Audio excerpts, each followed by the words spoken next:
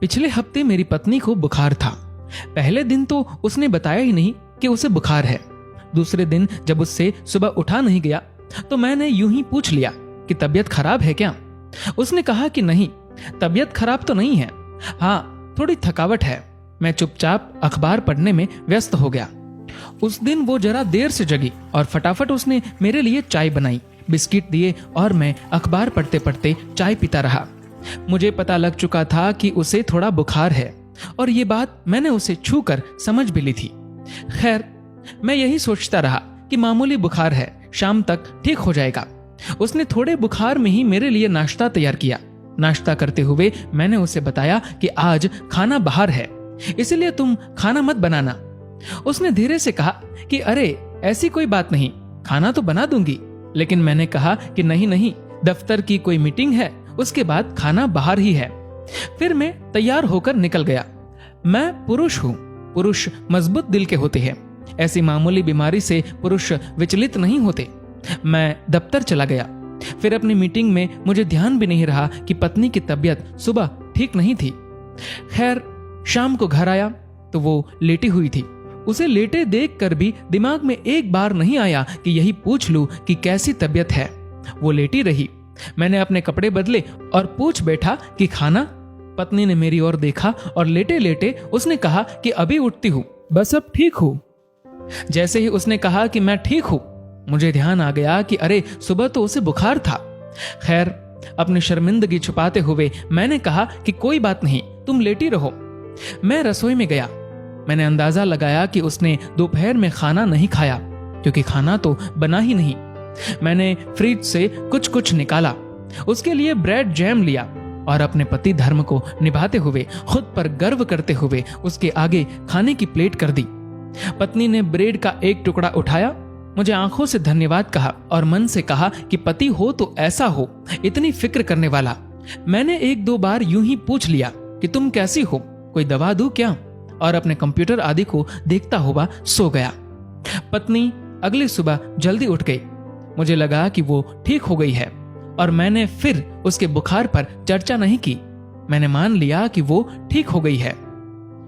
कल मुझे सर्दी हो गई थी, 2-3 बार छींक आ गई थी। घर गया तो पत्नी ने कहा कि तुम्हारी तो तबीयत ठीक नहीं है। उसने सर पर हाथ रखा और कहा कि बुखार तो नहीं है, लेकिन गला खराब लग रहा है।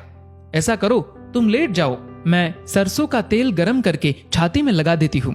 मैंने 1-2 बार कहा कि नहीं नहीं, ऐसी कोई बात नहीं, लेकिन पत्नी ने मुझे कमरे में भेज ही दिया। मैं बिस्तर पर लेटा ही था कि मेरे लिए शानदार काढ़ा बनकर आ गया। अब मेरा गला खराब था तो काढ़ा बनना ही था। काढ़ा पीकर लेट गया। फिर 10 मिनट में गर्मा गर्म सूप सामने आ गया। उसने कहा कि गर्म सूप से गले को पूरी राहत मिलेगी। सूप पिया तो वो मेरे पास आ गई और मेरे सिर को सहलाने लगी। कहने लगी कि इतनी तबीयत खराब है, इतना काम क्यों करते हो। बचपन में जब कभी मुझे बुखार होता था, माँ सारी रात मेरे सिरहाने बैठी रहती।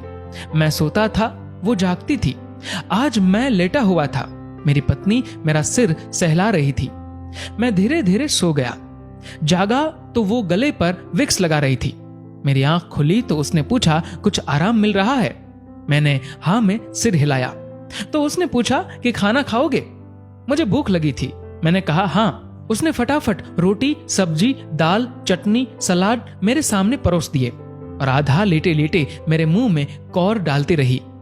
मैंने चुपचाप खाना खाया और लेट गया। पत्नी ने मुझे अपने हाथों से खिलाकर खुद को खुश महसूस किया और रसोई में चली गई। मैं चुपचाप लेटा रहा, सोचता रहा कि पुरुष भी कैसे होते हैं। कुछ दिन पहले मेरी पत्नी बीमार थी। मैंने कुछ नहीं किया था और तो और एक फोन करके उसका हाल भी नहीं पूछा। उसने पूरे दिन कुछ नहीं खाया था, लेकिन मैंने उसे ब्रेड परोसकर खुद को गौरवान्वित महसूस कर रहा था। मैंने ये देखने की कोशिश भी नहीं की कि उसे वाकई कितना बुखार था। मैंने ऐसा कुछ नहीं किया कि उसे लगे कि बीमारी में वो अकेली नहीं, लेकिन मुझे सिर्फ जरा सी सर्दी हुई थी और वो मेरी मां बन गई थी। मैं सोचता रहा कि क्या सचमुच महिलाओं को भगवान एक अलग दिल देते हैं। महिलाओं में जो करुणा और ममता होती है वो पुरुषों में नहीं होती क्या। सोचता रहा। जिस दिन मेरी पत्नी को बुखार था, उस दोपहर जब उसे भूख लगी होगी, और वो बिस्तर से उठ न पाई होगी तो उसने भी चाहा होगा कि काश उसका पति उसके पास होता। मैं चाहे जो सोचूं, लेकिन मुझे लगता है कि हर पुरुष को एक जन्म में औरत बनकर ये समझने की कोशिश करनी ही चाहिए कि सचमुच कितना मुश्किल होता है औरत होना, माँ होना, बहन होना, पत्नी होना।